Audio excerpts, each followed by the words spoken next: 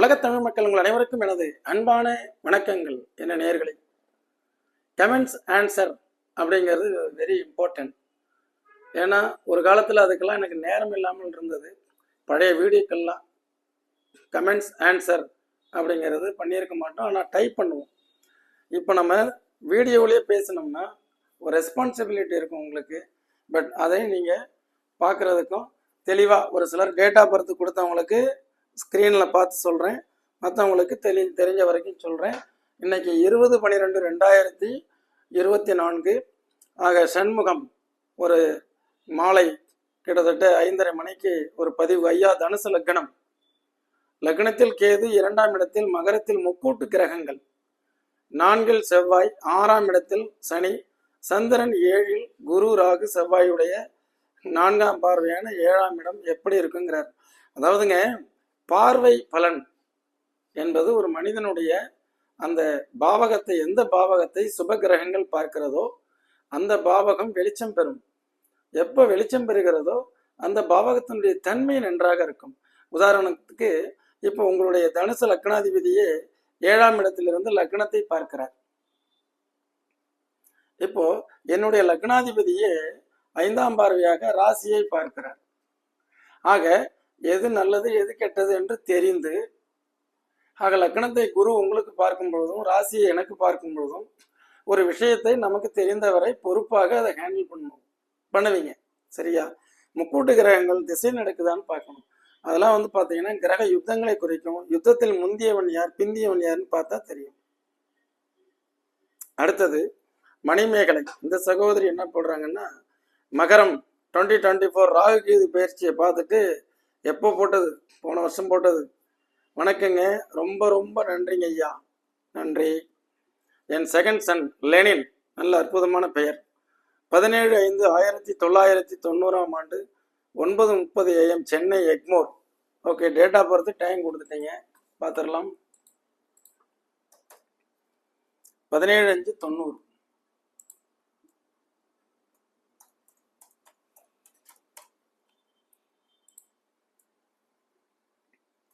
காலை 9:30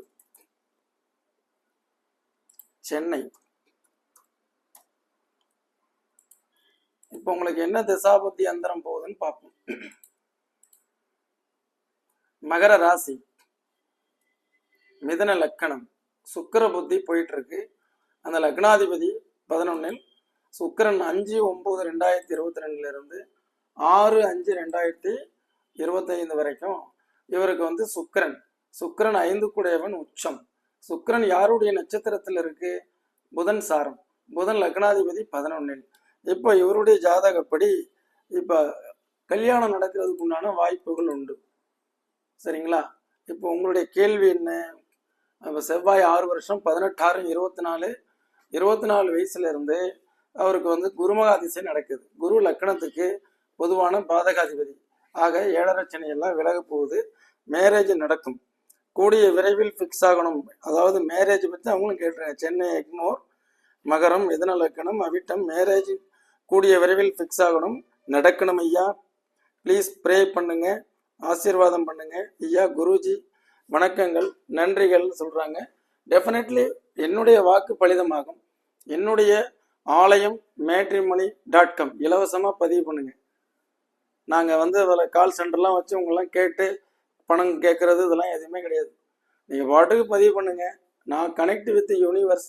என்னுடைய ஆலயம் மேட்ரிமோனியில் யாரெல்லாம் பதிவு செய்கிறாங்களோ அவங்களுக்கு ஒரு 6 மாதத்தில் கல்யாணம் நடக்கணும்னு நான் பிரார்த்தனை பண்ணிக்கிறேன். அந்த மாதிரி நிறைய நடந்திருக்கு. 2000க்கு மேற்பட்ட திருமணங்கள் எங்கள் அலுவலகத்தில் பதிவு பண்ணுறது அந்த பக்கத்து ரூமில் வச்சுருக்கேன். அந்த விண்ணப்ப படிவம்லாம் எவ்வளவு இருக்குது. எல்லாம் என்னன்னு கேட்டால் மேரேஜ் ஆயிடுச்சு. பட் நம்ம ஒரு எண்ணம் ஆழ்மனதில் ஒவ்வொரு ஜோதிடருக்கும் ஒவ்வொரு ஒரு குறிக்கோள்கள், கோட்பாடுகள் இருக்கும். என்னுடைய லட்சியம் 1 லட்சம் மனிதர்களை சந்திக்கணும், 5 லட்சம் திருமணங்கள் செய்து வைக்கணும், நல்ல குழந்தைகளுக்கு பேர் வைக்கணும். 2400 குழந்தைகளுக்கு இது வரைக்கும் பேர் வச்சாச்சு. ரைட், நடக்குமா? கவலைப்படாதீங்க. மணிமேகலை அவங்க தான் போட்டிருக்கிறாங்க. வணக்கங்க, ரொம்ப ரொம்ப நன்றி. ஃபர்ஸ்ட் சன் மனோ 18/86 9:30 விழுப்புரம் தமிழ்நாடு, விருச்சிகம், அனுஷம், சிம்ம லக்கணம், மேரேஜ் தள்ளி போகிறது. பையன் என்னன்னு தெரியல. நீங்கள் ஒரு அப்பாயின்மெண்ட், ஃபோன் அப்பாயின்மெண்ட் எடுங்க. நீங்கள் 2 பசங்களுமே இன்னும் மேரேஜ் ஆகலைங்கிறீங்க. மணிமேகலை அம்மா உங்களுக்கு 1966, நீங்களும் பார்த்தீங்கன்னாலும் குமளி அம்மான்னு சொல்கிறாங்க. பர்ஃபெக்டாக தெரியலைங்கிறாங்க. நீங்கள் இதில் நம்ம கேள்வி பதில் நிகழ்ச்சியில் இதை பார்க்க முடியாது. ஒரு அப்பாயின்மெண்ட், ஃபோன் அப்பாயின்மெண்ட்டு என்னுடைய லேண்ட்லைன் நம்பர் கூப்பிடுங்க. கண்டிப்பாக நான் உங்கள் ஃபேமிலிக்கு ஒரு நல்ல அட்வைசபிளாக கண்டிப்பாக இருக்கேன். இந்த மாதிரி தான் இன்றைக்கி நிறைய சாட் பண்ணியிருக்கிறாங்க. ரொம்ப ரொம்ப நன்றி. சரியான பதிவு, தசாபத்தி பலன்களுக்கு மிக சரியான பதிவு. வாழ்க வளர்முடன். இந்த உலக மக்களுக்கு, எங்களுக்காக, உங்கள் ஜோதிட மக்களுக்கான அருமையான அற்புதமான அறிவார்ந்த மக்களுக்கான சேவைக்காக மனம் வாழ்ந்த வாழ்த்துக்கள்னு போட்டிருக்கிறாங்க.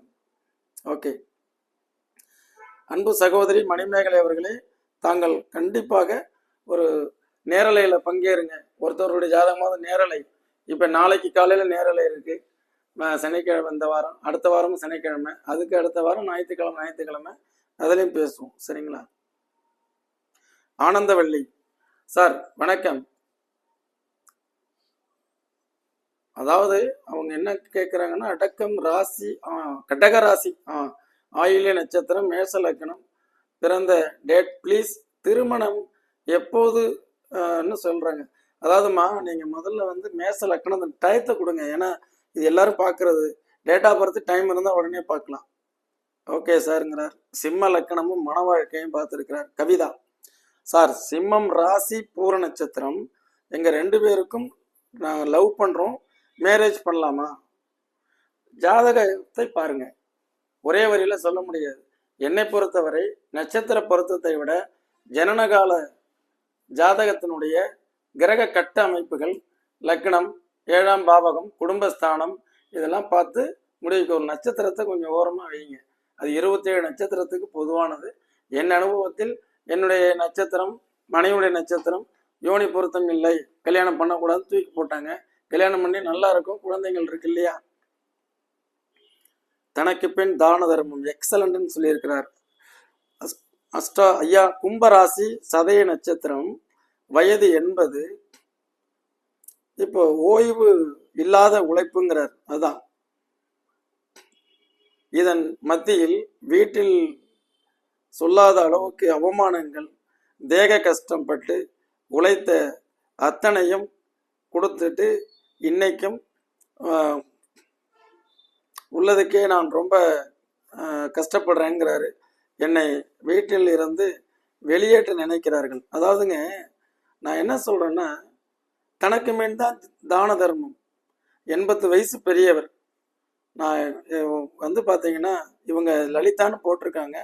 ஒருவேளை ஆணோ பெண்ணோ தெரியல. 80 வயசுல இந்த சொத்துக்களையே எழுதி கொடுக்கணும். ஒருத்தர் உயில் எழுதி வச்சாராம். எங்கள் அப்பா எழுதியிருக்கிறாரு. எங்கள் அண்ணன் சொன்னான். அதாவது உயில் 3 தலைமுறைக்கு 7 பக்கம் எழுதியிருக்கிறாரு. ஒருத்தன் கேட்டிருக்கானாமா. என் காலத்திற்கு பிறகு எனக்கு பிறகு எனது மகன், என் மகன் வழி பேரன், அவனுடைய வாரிசுகள் சென்றடையணும்னு. இந்த மாதிரி கிரிட்டிக்கலாக எழுதியாச்சுன்னா உங்கள் சொத்து விற்கவும் முடியாது. உங்களுக்கு சோறு கரெக்டான நேரத்துக்கு வந்துடும். சும்மா பச்சாதாபப்பட்டு பரிதாபப்பட்டு என் பேரில் கொடுத்தாதான் நான் பிஸ்னஸ் பண்ணணும், பேங்கில் வைக்கணும், அதெல்லாம் வேண்டாங்க. இந்த புத்தர் சொன்னது மாதிரி இந்த உலகில் இந்த உலகம் உண்மையானதல்ல. இந்த உலகம் நித்தியமானதல்ல, அனித்தியமானது. ஓடும் நீரில் ஒரு அடியை எடுத்து வைத்து அடுத்த அடி எடுப்பதற்குள் அந்த நீர் நிலைப்பதில்லை. அது போன்று மனிதன் இருக்கும் காலம் வரை எப்போதும் சிறப்பாக வாழ்ந்து விட்டு சென்று விட வேண்டும்.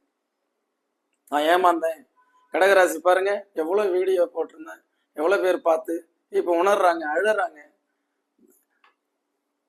ஓகே லலிதா மேடம், ஒரு நாள் ஃபோன் பண்ணுங்க, நான் உங்கள்கிட்ட பேசுகிறேன். உடம்பு கஷ்டம் எல்லாமே சொல்கிறீங்க. அன்பு மகளும் மருமகனும் இதுவரைக்கும் அவளுக்காக வாழ்ந்துட்டு இருக்கிறேன். இதற்கு என்ன காரணம் ப்ளீஸ் கூறுங்கள் ஐயா. அம்மா என்று இல்லைனாலும் மனுஷியா பார்க்கணுமா வேண்டாமா?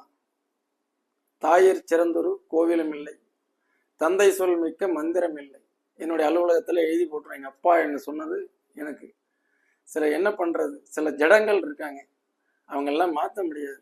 தயவுசெய்து அவங்கெல்லாம் கருட புராணங்கள்லாம் படிக்கணும். நிறைய புராணங்கள்லாம் படிக்கணும். இப்போ யாருமே படிக்கிறதே இல்லையே பசங்க. தாய் மகனுக்கு ஆற்றும் கடமை, மகன் தாய்க்கு ஆற்றும் கடமைகள்லாம் இருக்குல்லவா. அதனால தயவு செய்து அம்மா நீங்கள் ஒரு நாள் எனக்கு ஃபோன் பண்ணுங்க, நான் உங்கள்கிட்ட பேச காத்திருக்கேன். மகர ராசி சிறப்பு. சீதாராமன் அவர்கள் கடகராசின்னு நினைக்கிறவர். அதிரடியாக முன்னேறும் துலாம். துலாம் ராசி மீன லக்கணம், விசாகம் நட்சத்திர வந்து சூரிய தசா ரிசல்ட்னு போடுறேன். ஐயா ரிசல்ட் துலாம் பார்த்தீங்களா, தராசு மனையாட்ட. எனக்கு ரிசல்ட்டை சொல்லு. நீங்கள் date of birth, time, place of birth எல்லாம் போட்டு கேட்டீங்கன்னா உடனே ஸ்க்ரீனில் போட்டு என்ன ரிசல்ட்னு சொல்ல முடிஞ்சாமி.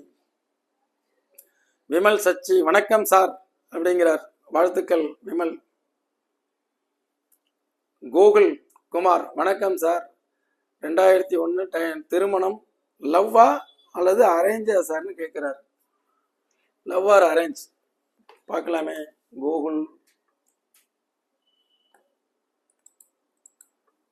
கூகுள்னு சொல்லி ஒரு அப்பாயின்மெண்ட் இருக்கு. இது உங்களுதா என்னன்னு தெரியல. 19/4/2001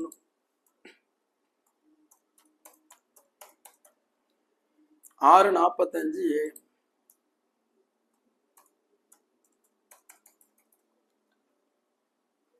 வேலூர்.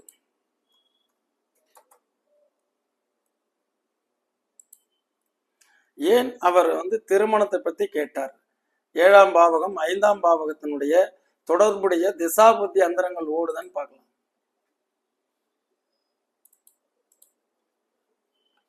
இவர் கும்பராசி மேச லக்கணம். பாக்கியாதிபதி திசை செவ்வாயினுடைய புத்தி, லக்னாதிபதி புத்தி. அடுத்தது புதனுடைய அந்தரம். 7ஆம் பாவாதிபதி 12 லேட் மேரேஜ். இந்த ஜாதகத்துக்கு காதல் திருமணத்துக்கு உண்டான முகாந்திரங்கள் இல்லை. காதல் வந்து 5ஆம் பாவாதிபதியும் 7 குடையவனும் லக்னம் ஏறி இருந்தால் பரவாயில்ல. இது 6 குடையவன். அதனால திருமண வாழ்க்கையெல்லாம் கெட்டு போகாது சாமி. ஜாதகப்படி 7ஆம் பாவாதிபதி உச்சம் பெற்று 12ஆம் இடத்தில் இருப்பதால் அந்த 12ல் சுக்கிரன் இருக்கிறதே நல்லது. மன வாழ்க்கை போக பாக்கியம் நன்றாக இருக்கும். சரிங்களா? இனிய காலை வணக்கம் நாகமாணிக்கம் அவர்களும். என் பெயர் துரை என்ற நாகமாணிக்கம். டைலர் தொழில் செய்தேன். 7 வருஷமா ரியல் எஸ்டேட் பண்ணிட்டு இருக்கிறேன். 1 வருடமாகவே எல்லாமே தடங்கள், வருமானமே இல்லை. தற்பொழுது சுக்கிர திசையில் சந்திர புத்தி, மீன லக்கணம். சார், மீன லக்கணத்துக்கு சுக்கிரன் 8ஆதிபதி, சந்திர புத்தி 5 குடையவன் 8ஆம் இடத்தில். நாம் நினைப்பது நடப்பதில்லை. அப்ப துலாம் ராசி எதிர்காலம் எப்படி இருக்குன்னு கேட்கிறார். அதாவது நீங்க எப்போதுமே மீன லக்கணத்திற்கு சுக்கிரன் கெடணும். சுக்கிரன் எப்படி இருக்குன்னு பார்க்கலாம். கேந்திர திரிகோண பலன்கள்லாம் ஏற்பட்டதுன்னா நன்மை இல்லை. 25/3/1962 காலை 6:20.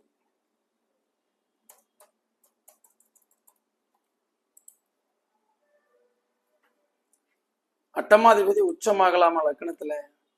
அதான் பிரச்சனை. சுக்கிரன் 8ஆம் பாவாதிபதி உச்சம் பெற்று லக்கணத்தில். ஆக பாவகத்தில் அது 8 குடையவன் 2. நீங்க பண்ணக்கூடிய பிசினஸ்ல புரோக்கரேஜ், கமிஷன், கான்ட்ராக்ட் கரெக்ட். டெய்லரிங்கிறது ஒரு கலைத்துறை. அது வந்து பிரச்சனை இல்லை. லாஸ்ட் 1 இயர்ங்கிறது 4/8/2023 இருந்து வரக்கூடிய ஏப்ரல் 4ஆம் தேதி 2025 வரைக்கும் நினைச்சது எதுவுமே நடக்காது. அதுக்கப்புறம் ஒரு வியாபாரம் சம்மந்தப்பட்டது உங்களுக்கு சக்சஸ் ஆகும். தன பாக்கியாதிபதி என்பது அந்த ரியல் எஸ்டேட் சம்பந்தப்பட்ட புரோக்கரேஜ் உங்களுக்கு கை கொடுக்கும். சரிங்களா? வாழ்த்துக்கள். நான் எல்லாவற்றையும் இழந்து தனியாக நிற்கிறேன். உறவும் நட்பும் கசந்ததா? சிம்மம். ஆக தனியாக நீங்க நிற்கணும்னு அவசியம் இல்லை சாமி. என்னை பொறுத்தவரை அங்கே சிம்ம ராசியினுடைய குறைகள் நீங்கள் வந்து மாற்றிக்கொள்ள வேண்டிய விஷயங்கள்லாம் நிறைய வீடியோ போட்டிருக்கேன். இனி வருங்கால சந்ததிகளுக்கு புரியும்படியாக போர்டில் எதை செய்யலாம், நீங்கள் எதை செய்யக்கூடாது அதுவுமே போட்டிருக்கேன். சிம்ம ராசி செய்யக்கூடாதவை அதெல்லாம் பாருங்க கொஞ்சம் ப்ளீஸ். அதிரடியாக முன்னேறும் துலாம். குருவே சரணம். இந்த காணொளி மிக்க பயனுள்ளது. வாய்ப்புக்காக காத்திருக்கின்றேன். குருஜி, நல்லதே நடக்கும் உங்கள் பார்வையில். கண்டிப்பாக என்னை பொறுத்தவரை நான் உங்களுக்கு வழிகாட்டுவதற்காகத்தான் இந்த தொலைக்காட்சியில பல ஆண்டுகளாக 2002 வருஷத்திலிருந்து தொலைக்காட்சியில பேசிட்டு இருக்கேன். வாழ்த்துக்கள். வெற்றிக்கான வழிமுறைகள் என்ன, இந்த மாதிரி டாபிக் எல்லாம் போய் பாருங்க. நீங்க வந்து உங்களுக்கு பார்க்காதவங்களாம் கேளுங்க. என்னுடைய செல்போன் நம்பர்ல சென்ட் மீ பிடிஎஃப் அல்லது பிளேலிஸ்ட் உங்க லக்கணம் உங்க ராசி அனுப்பிவிடுங்க. நான் உங்களுக்கு உடனே அனுப்பிவிடுறேன் ஃப்ரீயா. இங்கெல்லாம் பிரீமியம் கிடையாது, பணம் கொடுத்தா வீடியோ அனுப்புறேன்லாம் கிடையாது. எல்லாம் பண்ணி ஆல்ரெடி நான் யூடியூப்பே நமக்கு பெரிய வெகுமதியை கொடுத்துருக்கு. அந்த யூடியூப்ல போய் பணம் பார்க்கணும்னு நினைக்கிறதெல்லாம் நமக்கு எண்ணம் இல்லை.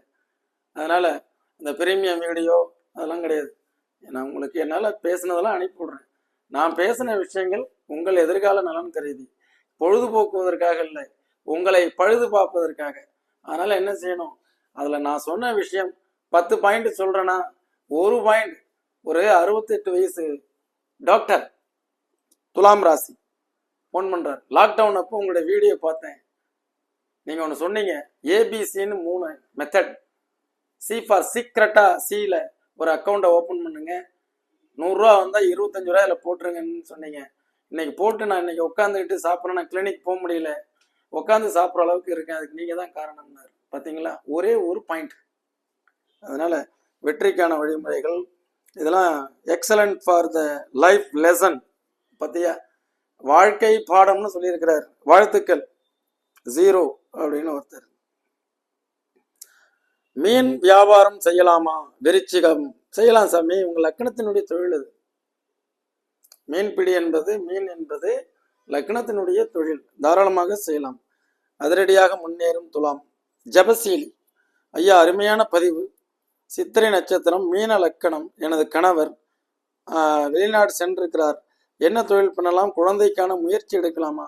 இந்த ஜபசீலி தான் 2 வருஷத்துக்கு முன்னாடி ஆஸ்பத்திரியில் போய் படுத்துட்டு, அங்கே பாவம் என்னுடைய வீடியோவை பார்த்து பக்கத்து வீட்டுக்காரங்கள்ட்ட பணத்தை வாங்கி எனக்கு அனுப்பிவிட்ட பெண் இவங்க தான்.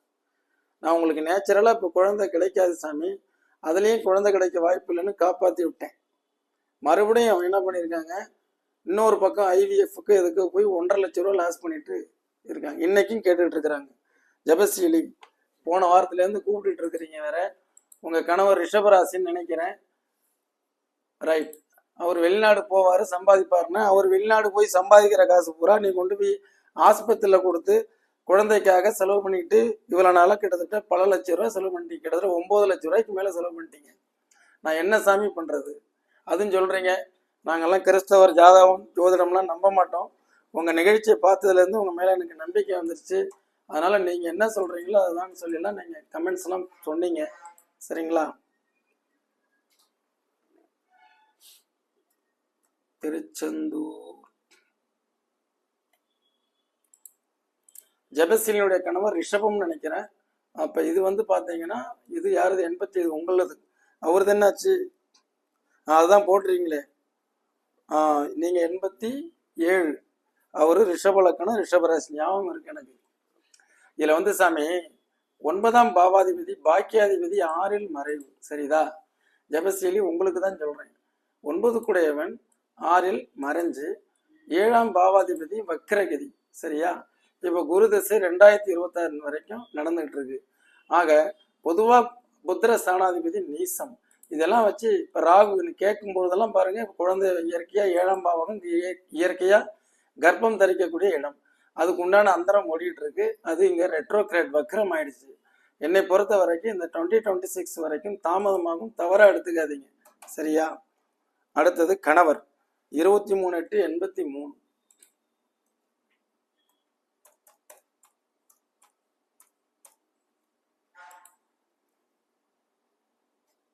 ஒரு மணி.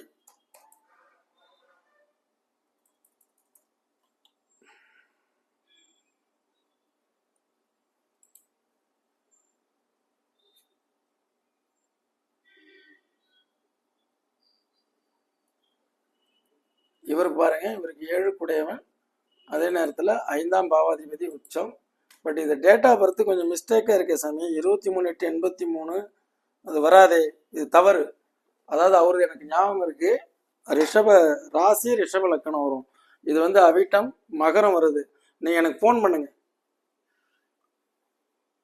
ராஜி பிரதாப், நன்றி நன்றி நன்றி. புனர்பூசம் கேது திசை எப்படி இருக்கும்? எந்த தொழில் பணியில் கவனம் தேவை? அதாவது கேது திசையில் தான் சாமி நீங்கள் டோட்டலாக கவனமாக இருக்கணும். மிதன ராசிக்காரர்கள் அது 10ஆம் பாவக தொடர்பு இருந்ததுன்னா தொழிலில் ஏமாந்து போயிடுவோம்.